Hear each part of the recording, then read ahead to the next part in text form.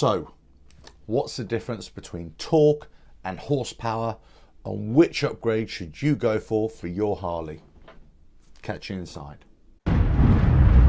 RevelatorAlf. Hello, welcome to RevelatorAlf. Hope you're enjoying the channel and the series of videos. Please like, share, subscribe, leave loads of comments below. Check out the links in the description and the website RevelatorAlf.com. So in this video, I'm talking about, well, actually, what's the difference between torque and horsepower? How does it affect your riding? And most importantly, if you've got a Harley Davidson, Softail, Tourer, whatever it is, if you're going to go for a stage upgrade, especially for a stage 2 and beyond, which are you going to focus on, torque or horsepower? So let's talk about torque first of all. So torque is the force required to start rotation, to actually get things going. So you're going to feel the torque when you actually get off the line. It's that low rev power that's actually trying to get the bike moving. Every time you change gear, you're starting at low revs. That's the torque actually coming from the engine to the rear wheel and driving it through, that power just to keep it going. That's what you would call kind of a low end grunt, if you like. Now, as opposed to that, you've got horsepower. Again, it's the overall power of the engine driving the rear wheel and a body, or the vehicle in our case, already in motion. It's the horsepower just to keep it going. And you'll find the most benefit of horsepower at the higher rev range.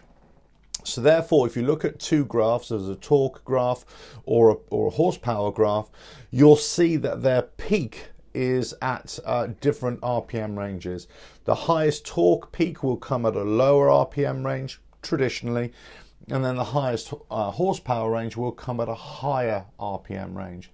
So what does this mean for your riding? Well, if you are really interested in riding, let's say, on the red line in inverted commas, really riding at higher revs, maybe you want to really tank it down the motorway, down the highway, that kind of thing, and you're going to be revving through the ranges, going up through the ranges, quick shifting, so you're not losing RPM, that kind of thing. Actually, horsepower is what you really want to focus on rather than torque.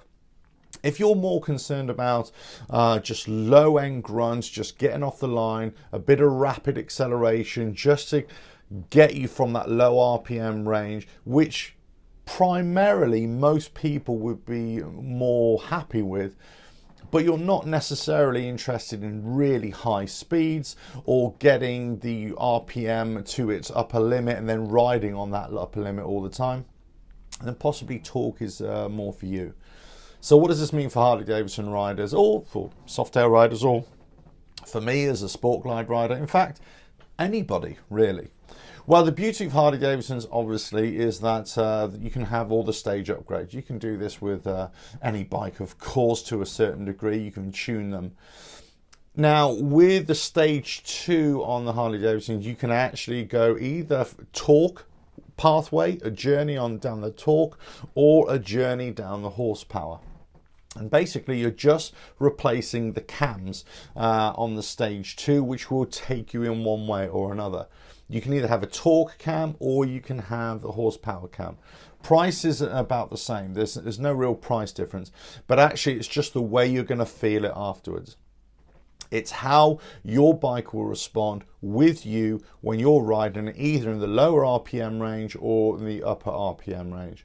Now, obviously, you can work with a dyno tuner. You can speak to your Harley dealership or whoever's doing your upgrade to actually say, okay, you can tailor the stage upgrade to your kind of riding or where you potentially would like to ride. Now, if you're coming from a sports bike world and you're saying, you know what, I want a different change of pace, but I still want that kind of higher RPM riding, then possibly going for the horsepower cam is the way to go for you. If you're traditionally more from the V-twin world, more from the cruiser world, you may want to go for the torque, but it really depends. This is purely a subjective thing for you to decide what kind of riding that you want to do, and also is the upgrade going to suit your riding now but also in the future. Now, of course, everything is reversible. So if you're not keen on the, let's say, the torque cam on the stage 2 that you've fitted to your bike, then do you know what? You can take that out and you can then go down the horsepower route. The only thing, obviously, is it's going to cost you more money to do that. How will you know whether you're more suited to the torque or more suited to the horsepower? Well, really, you just have to look at how you're riding right now. Where is most of your riding taking place? Are you really going for high speed riding, or higher rev riding, I should say, rather than low RPM riding, more about it's getting off the line, having that sound, having that low end power? If that's your kind of riding, the low end power, and you really just want to have that extra power just to get you going, if you really want to load up the bike, let's say, with a pillion, with heavy bags, and you want to go on a cross-country ride, but you're not necessarily interested in highway speeds or maintaining really high highway speeds, you just want the grunt, if you like, just to keep yourself going and get the bike moving, then a torque cam is probably going to be better for you.